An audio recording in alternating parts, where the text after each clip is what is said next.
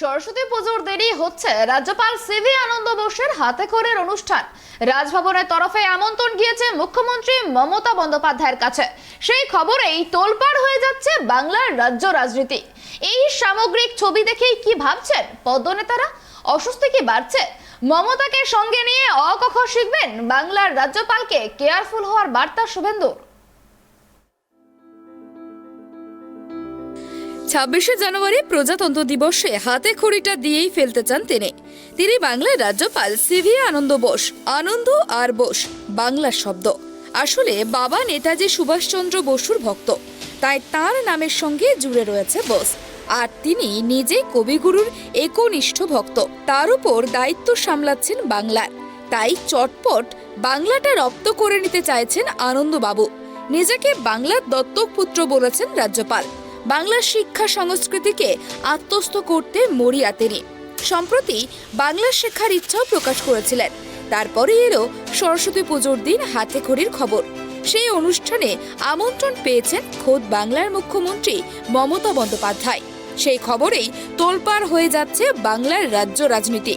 এই সামগ্রিক ছবি দেখে কি ভাবছেন পদ্মনেতারা? অস্বস্তি কি বাড়ছে? প্রাক্তন রাজ্যপাল জগদীপ ধনকরের সঙ্গে মমতা বন্দ্যোপাধ্যায়ের তিক্ততা বারে বারেই উঠে আসতো খবরের শিরোনামে। জগদীপ ধনকরের দরবারে বারে বারেই রাজ্যের একাধিক ইস্যুতে অভিযোগও জানাতে যেতেন বিধানসভার প্রধান বিরোধী দলের নেতারাও। কিন্তু সিভি আনন্দ বোস চেয়ারে বসতেই খানিকটা বদলেছে ছবিটা।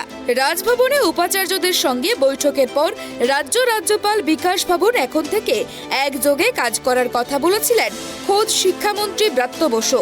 কয়েকদিন আগেই তাকে বলতে শোনা যায়, তাদের বৈঠকের মূল নির্যাসই হলো বিরোধ নয়, সমন্বয় চাই। এটা এখন থেকে দপ্তরের সঙ্গে রাজভবনের ইতিবাচক সম্পর্ক হিসাবে জারি থাকবে।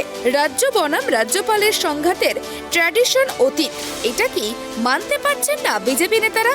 এমতো অবস্থায় এবার সিভি আনন্দ বোসের হাতে খড়ির অনুষ্ঠানে মমতার উপস্থিতি থাকার খবরে আনন্দ পাওয়ার বদলে অভিমানের সুর বিজেপি নেত্রী অগ্নিমিত্রা পালের গলায়। তিনি বলেন, এখন যখন বর্তমান রাজ্যপালের সঙ্গে মমতা বন্দ্যোপাধ্যায়ের এত ভালো সম্পর্ক, তাহলে আগের সেশনে রাজ্যপালকে আচার্যের পদ থেকে সরিয়ে দেওয়ার জন্য আমাদের জোর করে যে বিল পাশ করালেন, ওটা আশা করি ফেরত নিয়ে নেবেন এবার। তাহলে কি বাংলার কৃষ্টি সংস্কৃতিকে শ্রদ্ধা জানাতে গিয়েই ধনকরের যোগ্য উত্তরসূরি হতে পারছেন না আনন্দ বোস? এটাই কি বলতে চাইছেন বিজেপি নেতারা? বিরোধী দলনেতা শুভেন্দু অধিকারী আবার বললেন, রাজ্যপালকে আমি উপদেশ দিতে পারি, অনুরোধ করতে পারি। সরল মানুষ, শিক্ষিত মানুষ, আমার মনে হয় তারও কেয়ারফুল হওয়া উচিত। বঙ্গ বিজেপির রাজ্য সভাপতি সুকান্ত মজুমদার জানান, জগদীপ সাহেব থাকুন বা সিভি আনন্দ বোস সাহেব থাকুন না কেন, কারোর আমলেই নিয়ম বহির্ভূত কাজ হবে না। শুভেন্দু স্পষ্ট দাবি, যদি সেটা হয় তাহলে সংবিধানের রীতিনীতি ভদ্রতা মেনে আমিও যেখানে অভিযোগ জানাবো। Bureau report, tribe TV.